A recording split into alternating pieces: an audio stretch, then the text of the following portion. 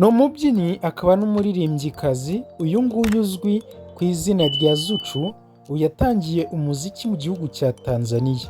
Yewe kugeza kuri uyu munsi indirimbo ze zimaze kumenyekana ahantu henshi no ku isi muri rusange.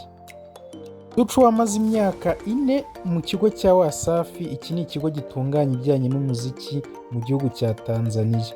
Uyu nguyu rero yabayeho mu buzima bwiwe agerageza umuziki kugeza ku myaka 4 muri icyo kigo. Uyu muhanzi ni umwe mu bafite idarapo rya East Africa muri rusange mu bijyanye n'umuziki. Ibi ntabwo wakirwa ubishidikanyaho kuko umaje kumumenya no kumumenyera.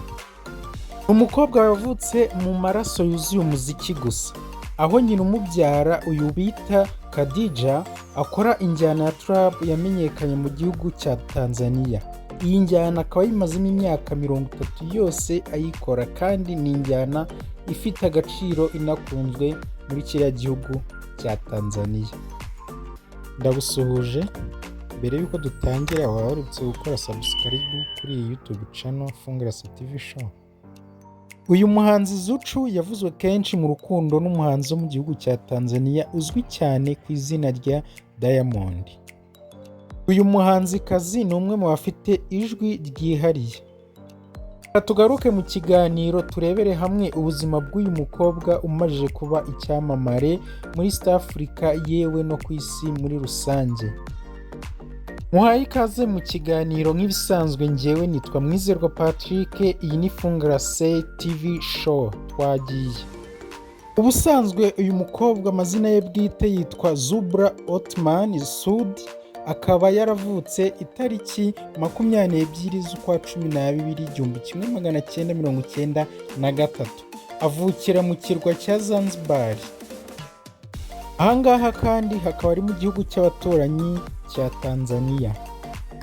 Zuchu abamumenye bwa mbere bamumenyeye kuri nyina ariwe bita Khadija. Uyu nguyu nawe ukomeye cyane cyangwa se uzwi mu muziki wo muri Tanzania. Uyu mubyeyi akaba akora injyana ya trap ikunzwe cyane mu gihugu cya Tanzania, kandi akaba ari nawe muhanzi ukora iyi njyana muri kiriya gihugu ku buryo amenyekanye ahantu hose. Yagiye akora indirimbo nyinshi kandi nziza zigiye zitandukanye. Iyo ndirimbo hakunzwe cyane cyane iyitwa Full Stop, yewe niyo bita Top in Town, ndetse n'izindi zigiye zitandukanye.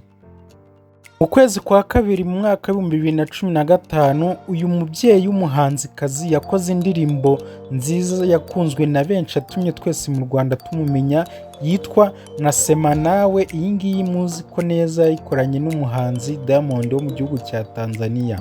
Iyi ndirimbo Nasema Nawe yakunzwe ahantu henshi hagiye hatandukanye, aho yari irimo abagore bambaye amakanzu maremare bagenda babyina bapfukamye babyinisha amabuno. Indirimbo yagize video nziza ikundwa n'abantu batari bakeya hano ku isi yewe n'ahandi hirya no hino hagiye hatandukanye. Iyi ndirimbo yabaye iy'ibihe binini. Indi ndirimbo udashobora kwibagirwa ni indirimbo bita Mauzauza. Iyi yayikoranye n'umukobwa we. Iyi ndirimbo yarakunzwe cyane mu gihugu cya Tanzania kubera icyo kintu cy'umukobwa na nyina bakoze indirimbo, byatumye rero yamamara, irakundwa cyane ku rwego ruhambaye. Ubwo izo ndirimbo z'ibihe byose rero byatumye umudamu bamwita Queen of Trap kubera ukuntu yayikunze, kandi n'ubu ngubu akikora. Bishaka kuvuga umwamikazi wa trap.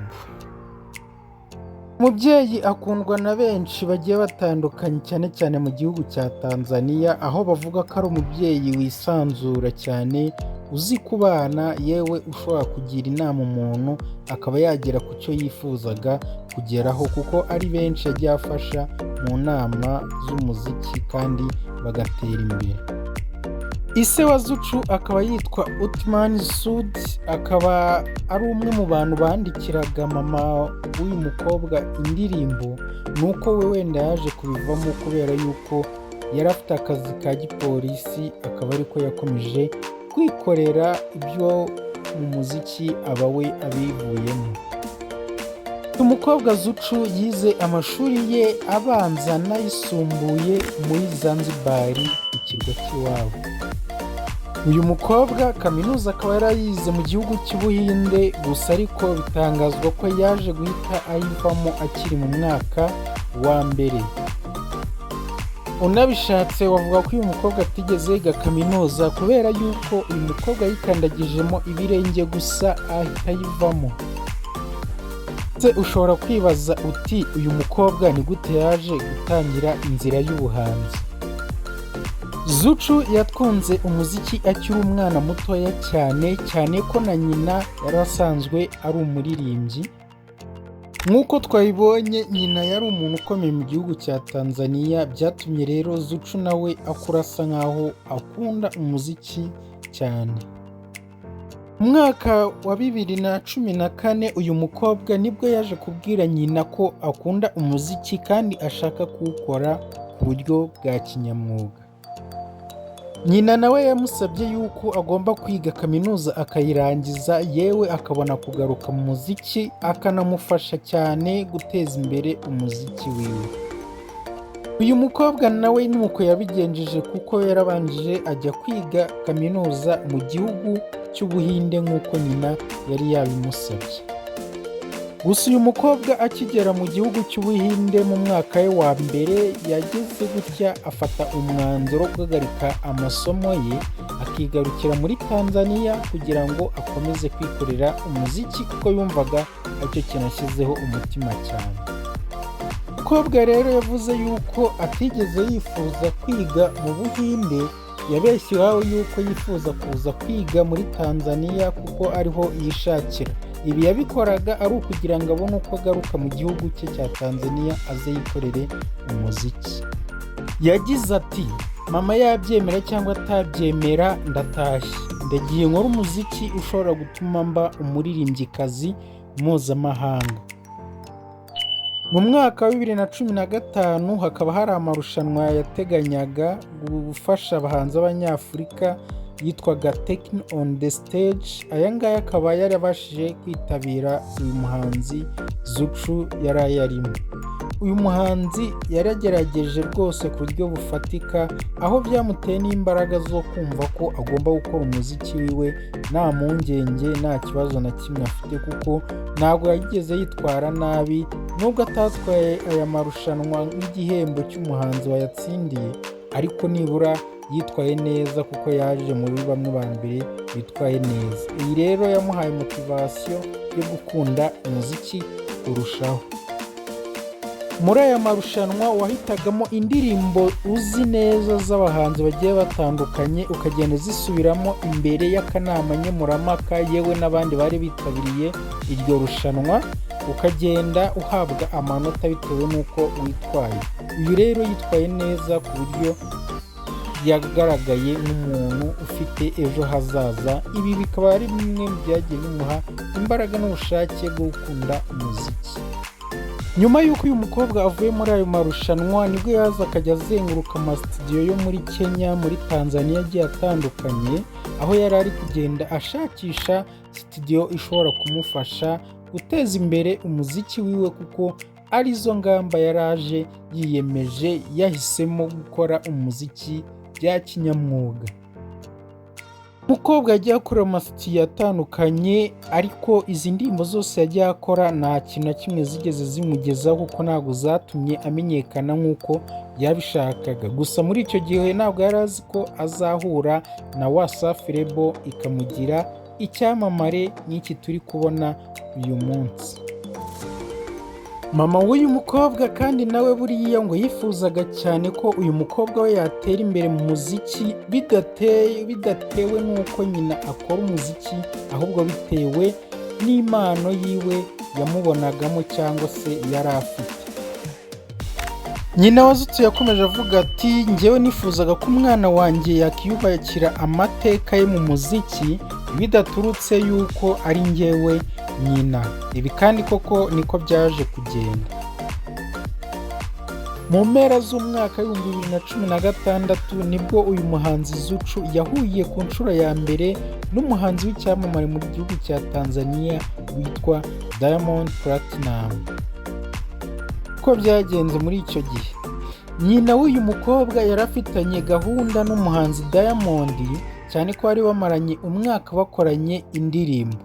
Icyo gihe rero byatumye uyu muhanzikazi w'umubyeyi asaba umukobwa we yuko niba byemera cyangwa se niba bishaka ashobora gutemberana nawe bakajya kureba umuhanzi Diamond Platinum.